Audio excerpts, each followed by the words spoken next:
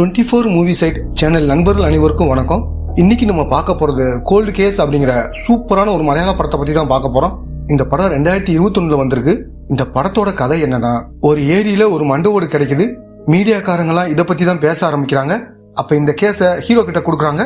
Hero இறந்து போனது யார் என்னன்னு ஒவ்வொரு ஸ்டெப்பா விசாரிக்க ஆரம்பிக்கிறாரு. அப்படி விசாரிக்கும் போதா பல உண்மைகள் வெளியே வருது. கொலை செய்யப்பட்டது யாரு, யாரு அவங்கள கொன்னது, ஹீரோ கொலையாளியை கண்டுபிடிச்சாரா இல்லையா, கடைசி வரைக்கும் செம்ம இன்ட்ரெஸ்டா கொண்டு போயிருப்பாங்க. இப்ப நம்ம படத்துக்குள்ள போவோம். ஸ்டார்டிங் சீனே ஒரு சாமியார் பேய் ஓட்டிட்டு இருக்காரு. அதே மாதிரி ஒரு பையன் அவரோட அப்பா குரல்ல பேசிட்டு இருக்கான்.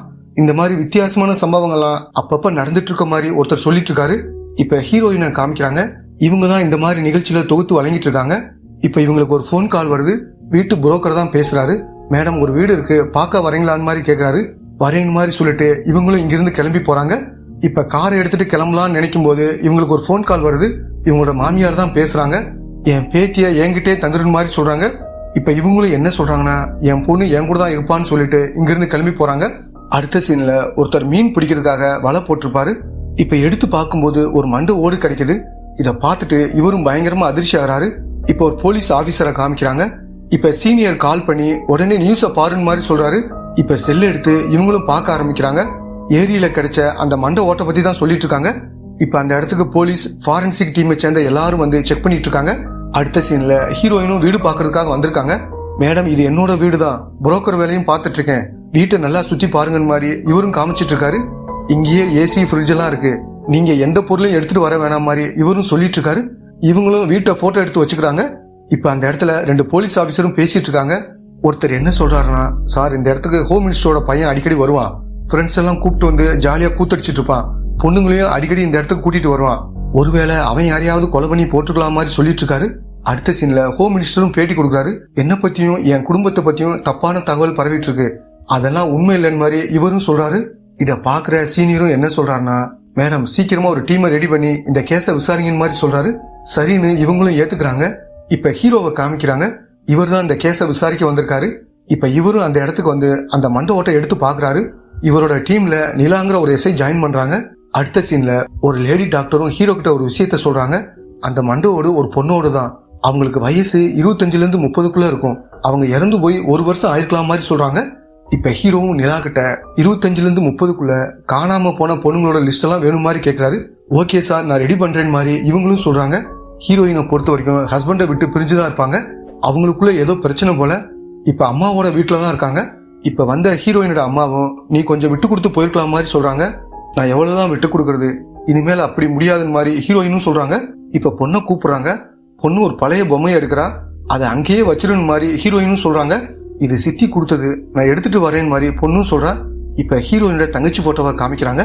இப்ப இவங்களும் அம்மா கிட்ட சொல்லிட்டு புதுசா பார்த்த வீட்டுக்கு குடி வந்துடுறாங்க. இப்ப பொண்ணு என்ன பண்றான்னா, அங்க இருக்கிற நிறைய பொம்மைகளை எடுத்து ஃப்ரிட்ஜ்ல ஒட்டிட்டு இருக்கா.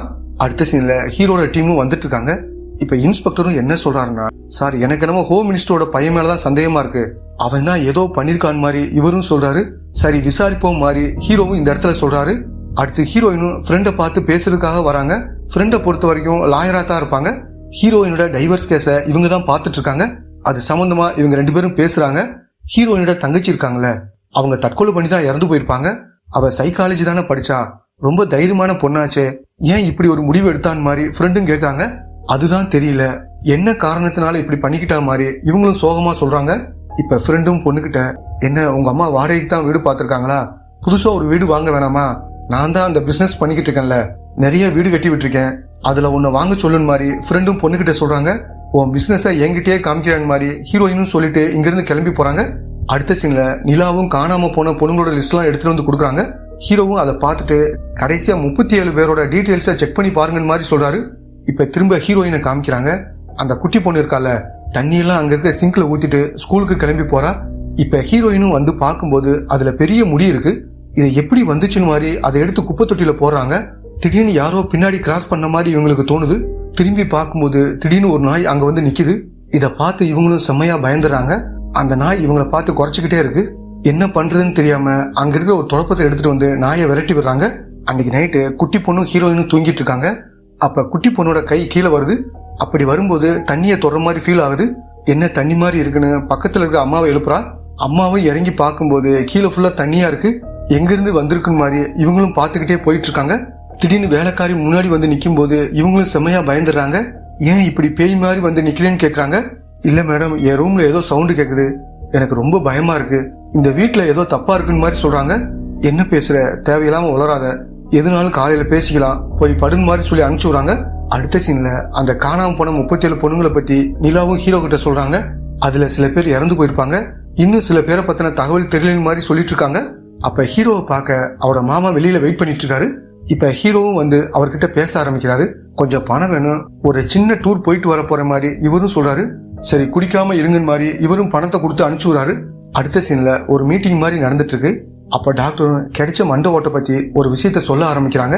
அது என்னதுன்னா, இவ்வளவு நாள் இருந்துச்சுல, அதனால மண்டை ஓட்டுல இருக்க எல்லா பல்லும் போயிருக்கும், ஆனா ஒரே ஒரு பல்லு மட்டும்தான் இன்னும் இருக்கு, கண்டிப்பா அது செட் பண்ண பல்லாதான் இருக்குன்னு மாதிரி சொல்றாங்க.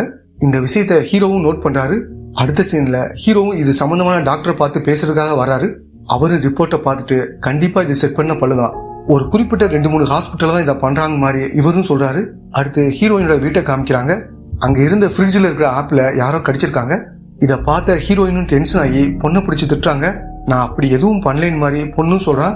இப்ப வேலைக்காரிய பாக்குறாங்க, அவங்களும் திருதிருன்னு முழிக்கிறாங்க. அடுத்து ஹீரோயினும் முகத்தை கழுவலாம்னு நினைச்சு கழுவிட்டு இருக்காங்க. அப்ப கழுத்துல ஒரு காயம் ஏற்பட்டிருக்கிறத கவனிக்கிறாங்க. அடுத்த சீன்ல அந்த மாதிரி பல்ல யார் யார் வச்சிருக்காங்க, அவங்க எல்லாம் உயிரோட இருக்காங்களான்னு மாதிரி ஹீரோட டீமும் அதை பத்தின தகவலை தேடிட்டு இருக்காங்க. அடுத்து ஹீரோயினும் ஆபீஸ்ல வேலை பார்க்குற ஃப்ரெண்டு கிட்ட ஒரு விஷயத்த சொல்றாங்க.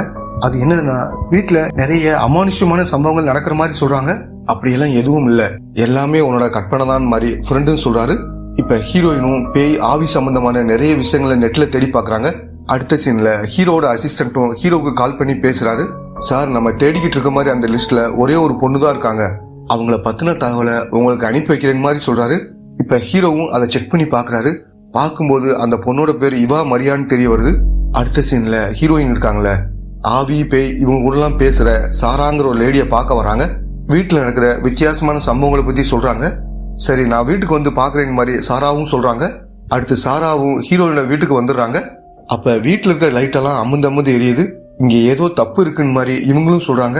இப்ப லைட் எல்லாம் ஆஃப் பண்ண சொல்றாங்க. மெழுகுவர்த்தியெல்லாம் ஏத்திட்டு சில மந்திர வார்த்தைகளை சொல்ல ஆரம்பிக்கிறாங்க. இப்ப ஹீரோயினும் பயந்துகிட்டே அவங்கள பாத்துட்டு இருக்காங்க. திடீர்னு சாரா கண்ணு திறக்கும் போது அவங்க கண்ணெல்லாம் வெள்ளையா இருக்கு. உன் பேர் என்னன்னு மாதிரி கேக்குறாங்க. இப்ப சாராவும் திடீர்னு கையில இருந்து ஒன்னு எடுத்து பேரை எழுத ஆரம்பிக்கிறாங்க. ஹீரோ பார்த்த அதே இவா மரியாங்கிற பேர் தான் வருது. இப்ப வீட்டுல இருக்கிற ஃப்ரிட்ஜை காமிக்கிறாங்க. அதுல இருந்து ஏதோ ஒரு உருவம் வெளியே வர மாதிரி காமிக்கிறாங்க. நைட்டு சவுண்டு கேட்டு ஹீரோயினும் வெளியே வந்து பாக்குறாங்க. அப்ப அந்த ஃப்ரிட்ஜ் ஆட்டோமேட்டிக்கா ஆடிட்டு இருக்கு. ஏன் இப்படி ஆடிட்டு இருக்கு மாதிரி இவங்களும் ஃப்ரிட்ஜோட டோரை ஓபன் பண்றாங்க. உள்ள அந்த குட்டி பொண்ணு தான் இருக்கா. இத பார்த்து இவங்களும் பயங்கரமா அதிர்ச்சி ஆகி பொண்ணை எழுப்ப ட்ரை பண்றாங்க. பார்த்தா வாயிலிருந்து முடியா வந்துட்டு இருக்கு. திடீர்னு ஹீரோயின் முதுகுல யாரோ கை வைக்கிறாங்க. இப்ப ஹீரோயினும் டக்குன்னு முழிச்சு பாக்குறாங்க. பார்த்தா எல்லாமே இவங்களுக்கு வந்த கனவு தான். இப்ப வெளியே வந்து அந்த ஃப்ரிட்ஜையே பாக்குறாங்க. பார்த்தவங்க அதுல இருக்கிற பொம்மையை எடுத்து தூக்கி வீசுறாங்க. மறுநாள் காலையில பொண்ணு வந்து பாக்குறா, துணியை போட்டு ஃப்ரிட்ஜை மூடி வச்சிருக்காங்க. இப்ப பொண்ணும் கீழே கிடக்கிற பொம்மையை எடுத்து ஏன் பொம்மையை உடைச்சேன் மாதிரி அம்மாவை பார்த்து கேக்குறா. பேசாம அமைதியாருன்னு அந்த பொம்மையை எடுத்துட்டு போய் பழைய பொருளா வைக்கிற இடத்துல போட்டுறாங்க. இப்ப ஹீரோயினும் அந்த வீட்டு புரோக்கருக்கு கால் பண்றாங்க. நான் புதுசா ஒரு ஃப்ரிட்ஜ் வாங்க போறேன், இங்க இருக்கிற பழசை எடுத்துட்டு போங்கன்னு மாதிரி சொல்றாங்க. இவரும் யோசிச்சுட்டு சரி நான் ஆட்களை அனுப்பி வைக்கிறேன் மாதிரி சொல்றாரு. அடுத்த சீன்ல ஹீரோ இருக்காருல, இவா மரியாவோட ஆதார் கார்டை பாக்குறாரு. அதே மாதிரி கிடைச்ச மண்டவோடும் இவங்களோட ஒத்து போகதான் மாதிரி பாத்துட்டு இருக்காங்க. அப்படி பாத்துட்டு இருக்கும் போது எல்லாமே கரெக்டா மேட்ச் ஆகுது. அப்படின்னா இறந்து போனது இவா மரியாதான்னு கன்ஃபார்ம் பண்ணிக்கிறாங்க. அடுத்து அந்த ஆதார் கார்டுல இருக்கிற அட்ரஸை வச்சு அந்த இடத்துக்கு வந்து பாக்குறாங்க. அந்த இடத்த ஏற்கனவே வித்திருப்பாங்க போல. அங்க இருக்கிற ஒரு பெரியவர்கிட்ட மரியாவை பத்தி கேக்குறாங்க. இப்ப இவரும் அவங்கள பத்தி சொல்ல ஆரம்பிக்கிறாரு. மரியாவோட அப்பாவை பொறுத்த வரைக்கும் 2 ஒய்ஃப் இருப்பாங்க. முத தாரத்துக்கு பிறந்த பொண்ணுதான் மரியான் மாதிரி சொல்றாரு. அதே மாதிரி 2வது மனைவியோட பேர் லிசி அப்படிங்கிறது. அவங்களுக்கு 2 பசங்க இருக்காங்கன்னு நினைக்கிறேன். அவங்களுக்கு பெருசா எந்த சொத்தும் கிடைக்கல, ஒரே ஒரு சின்ன வீடு தான் கிடைச்சது. அந்த வீட்டுல தான் பசங்களோட இருக்காங்க மாதிரி இவரும் சொல்லிட்டு இருக்காரு. சரி, மரியாவோட அப்பா எப்ப இறந்து போனார் மாதிரி ஹீரோவும் இந்த இடத்துல கேக்குறாரு. அவர் இறந்து போய் 1.5 வருஷம் இருக்குன்னு இந்த பெரியவரும் சொல்றாரு. இப்ப மரியாவோட இடத்த வித்து கொடுத்த அந்த புரோக்கரும் இந்த இடத்துக்கு வந்துடுறாரு. வாங்க சார், இடத்த காமிக்கிறேன் மாதிரி அந்த இடத்துக்கு கூட்டிட்டு போறாரு. நான் தான் சார் இந்த இடத்த வித்து கொடுத்தேன் மாதிரி இவரும் சொல்றாரு. சரி, மரியா எப்ப இந்த இடத்த வித்தாங்கன்னு மாதிரி ஹீரோவும் கேக்குறாரு. சார், மார்ச் மாசம் 2021 நினைக்கிறேன் மாதிரி இவரும் சொல்றாரு. இதை கேட்டுட்டு ஹீரோவும் கொஞ்சம் யோசிக்கிறாரு. என்ன விஷயம்னா, மரியா இறந்து போனது செப்டம்பர் 2019 டாக்டர் ரிப்போர்ட் கொடுத்திருப்பாரு. அப்புறம் எப்படி 2021 இடத்த வித்திருப்பாங்கன்னு மாதிரி யோசிக்கிறாரு. சரி, அன்னைக்கு மரியாவை நீங்க பாத்தீங்களான்னு மாதிரி கேக்குறாரு. இல்ல சார், போன்ல தான் வித்து தாங்கன்னு மாதிரி பேசுனாங்க. பதிவு பண்ற அன்னைக்கு கூட நான் போகல.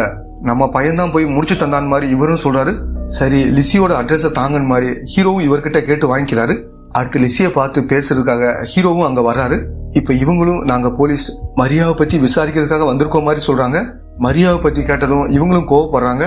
ஏன் அவங்க மேல இவ்வளவு கோவமா இருக்கீங்க மாதிரி இன்ஸ்பெக்டர்னு கேக்குறாரு. பின்ன என்ன சார், மனசாட்சியே இல்லாம எல்லா சொத்தையும் என் வீட்டுக்காரர் மரியா பேர்ல எழுதி வச்சிட்டாரு. இப்ப பாருங்க, நாங்க இந்த சின்ன வீட்டுல கஷ்டப்பட்டு இருக்கோம் மாதிரி சொல்றாங்க.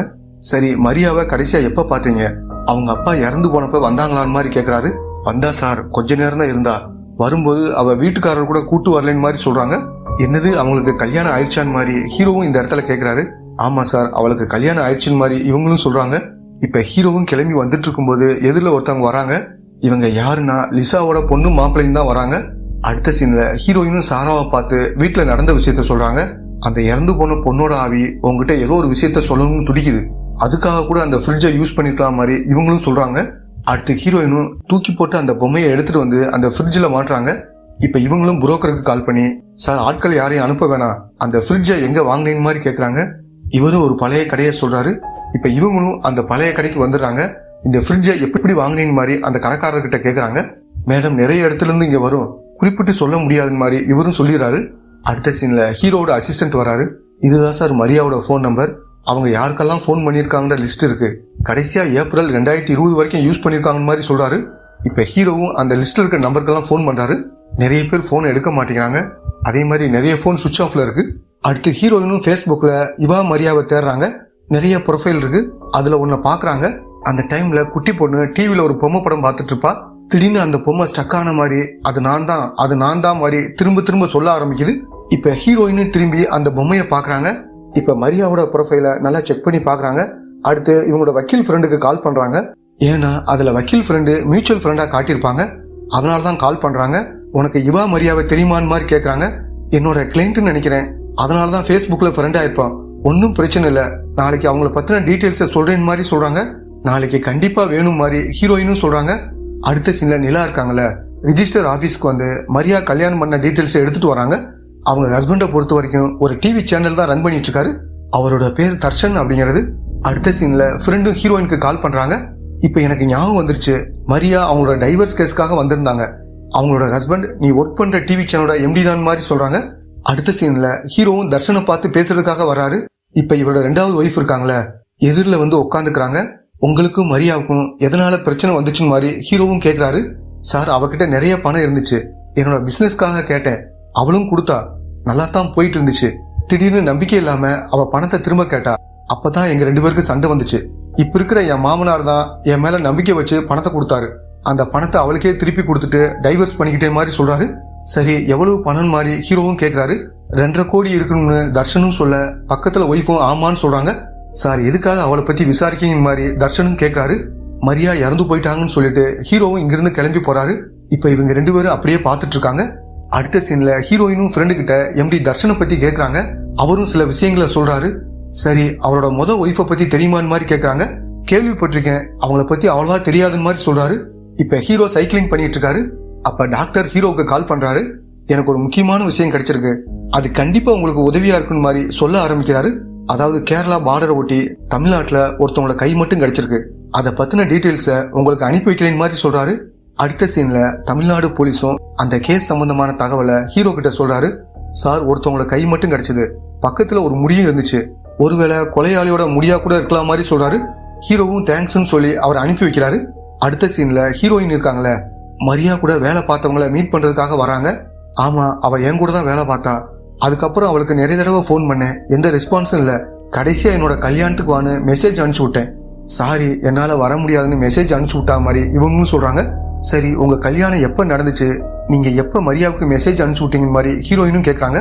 என்னோட கல்யாணம் நடந்தது ஜனவரி 2020, நான் அவளுக்கு மெசேஜ் அனுப்பிச்சு விட்டது டிசம்பர் 2019 மாதிரி சொல்றாங்க. சரின்னு ஹீரோயினும் இதை கேட்டுக்கிறாங்க. அடுத்த சீன்ல தர்ஷனும் மரியாவும் ஒரு வீட்டுல குடியிருந்திருப்பாங்க. இப்ப அந்த ஹவுஸ் ஓனரை பார்த்து விசாரிக்கிறதுக்காக ஹீரோ வந்திருக்காரு. அவங்க 2 பேரும் எத்தனை வருஷம் இங்க இருந்தாங்க, அவங்களுக்குள்ள ஏதாவது பிரச்சனை இருந்துச்சான்னு மாதிரி கேட்கிறாரு. சார், 1 வருஷம் இருந்தாங்க, அவங்களுக்குள்ள நடந்த பிரச்சனை பத்தி எனக்கு தெரியாது. அதுக்கப்புறம் மரியா மட்டும் இந்த வீட்டுல 3 மாசம் இருந்தாங்க. நான் ஹாஸ்டலுக்கு போறேன்னு சொல்லிட்டு அந்த பொண்ணு கிளம்பி போயிட்டு தான் சொல்றாரு. சரி அதுக்கப்புறம் மரியாவை எங்கேயாவது பாத்தீங்களான்னு மாதிரி கேக்குறாரு. இப்ப அம்மாவும் என்ன சொல்றாங்கன்னா, ஆமா சார், நாங்க கார்ல போயிட்டு இருக்கும்போது ஒரு தடவை மரியாவை பார்த்தேன், இன்னொரு பொண்ணு கூட கார்ல போயிட்டு இருந்தாங்கன்னு மாதிரி சொல்றாங்க. சரி அந்த பொண்ணு எப்படி இருந்தாங்கன்னு மாதிரி ஹீரோவும் கேக்குறாரு. சார் முகம் தெளிவா தெரியல, ஆனா முடி ரொம்ப கம்மியா இருந்துச்சு, பொண்ணுங்க முடி மாதிரி இல்லைன்னு இவங்களும் சொல்றாங்க. அடுத்த சீன்ல ஃபாரன்சிக் டீம் இருக்காங்கல்ல, அந்த கையையும் முடியையும் செக் பண்ணிட்டு இருக்காங்க. இப்ப ரிப்போர்ட்டை எடுத்துட்டு வந்து ஹீரோ கிட்ட கொடுக்குறாங்க. சார் அந்த மண்டோடு கிடைச்சதுல அந்த பொண்ணோட கை தான் இது, ஆனா முடி மட்டும் வேற ஒருத்தவங்களோடது, இது கண்டிப்பா ஆணா இருக்க வாய்ப்பு இல்ல, ஏன்னா லென்த்தை வச்சுதான் சொல்றேன் மாதிரி இவரும் சொல்றாரு. மரியா ஒரு ஹாஸ்டல்ல வந்து தங்குனதா ஹவுஸ் ஓனர் சொல்லியிருப்பாரு. இப்ப அங்க வந்து விசாரிக்க ஆரம்பிக்கிறாங்க. மரியா 2020 ஸ்டார்டிங்லேயே காலி பண்ணி போயிட்ட மாதிரி சொல்றாங்க. சரி காலி பண்ணிட்டு போகும்போது அவங்களா வந்து பொருளை எடுத்தாங்களான்னு மாதிரி ஹீரோவும் கேட்கிறாரு. மரியா வரல, மரியாவோட ஃப்ரெண்டு வந்து எடுத்துட்டு போனதா ஒரு பொண்ணு சொன்னா, நான் அன்னைக்கு ஊருக்கு போயிட்டேன்னு மாதிரி இவங்களும் சொல்றாங்க. சரி மரியாவை தேடி வேற யாராவது இங்க வந்தாங்களான்னு மாதிரி கேட்கறாங்க.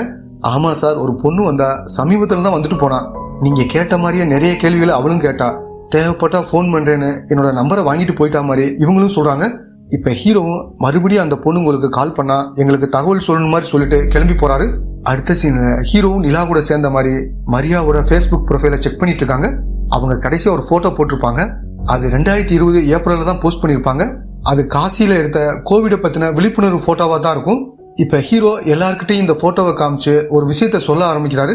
இந்த தேதியில தான் காசியில முதல் உயிரிழப்பு நடந்துச்சு, அதனால கவர்மெண்டே தலையிட்டு மற்ற மாநிலங்களை சேர்ந்தவங்களை அவங்க ஊருக்கே அனுப்பி விட்டாங்க.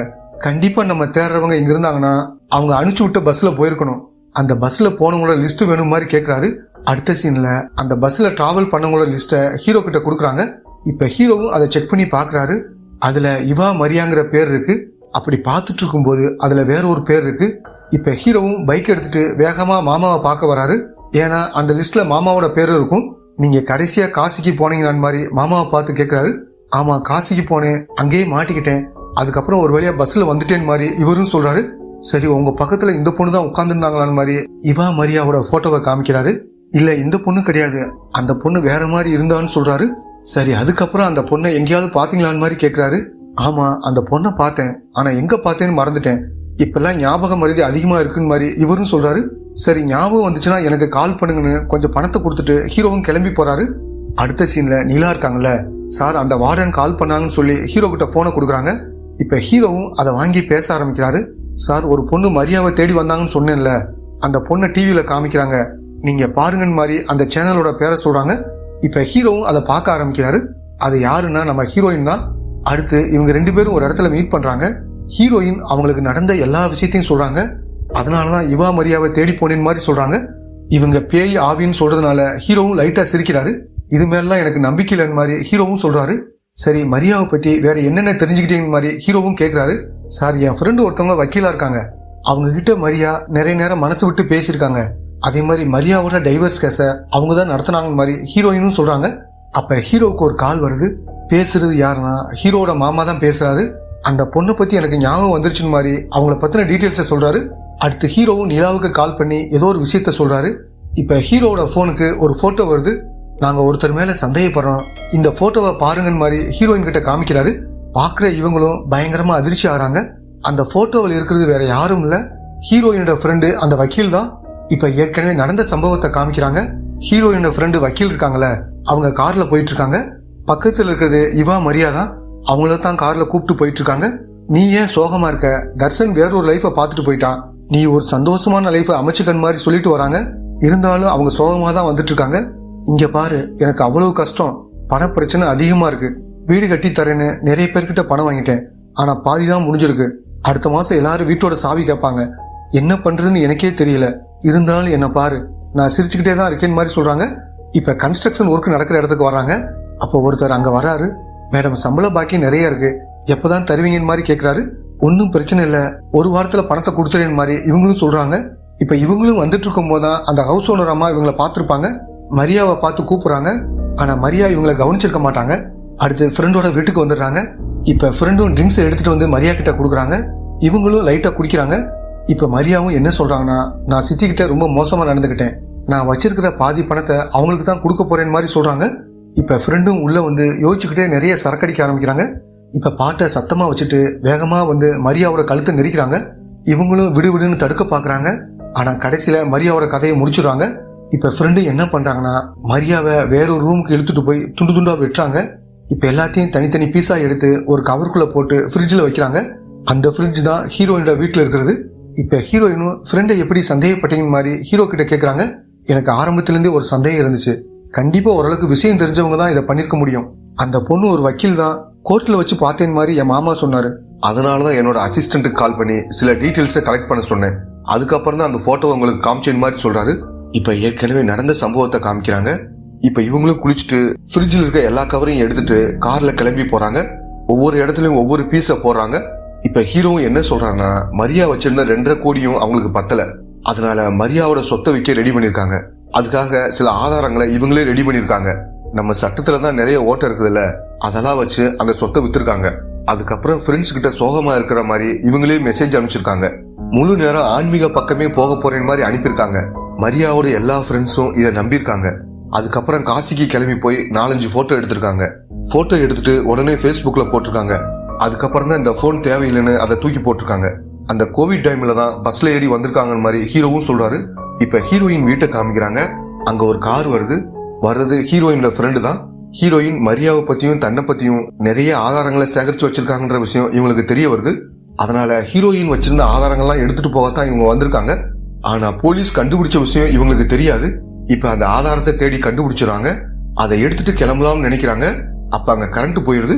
இவங்களும் லைட்டா பயப்பட ஆரம்பிக்கிறாங்க. அந்த செல்லோட வெளிச்சத்துல பாத்துட்டு இருக்கும்போது அங்க இருக்கிற ஃப்ரிட்ஜ் மட்டும் ஆன்ல இருக்கு. இது மட்டும் எப்படி ஆன்ல இருக்குன்னு மாதிரி வந்து டோரை ஓபன் பண்றாங்க. பார்த்தா அங்க நிறைய கவர் இருக்கு. ஒரே ரத்தமா இருக்கு.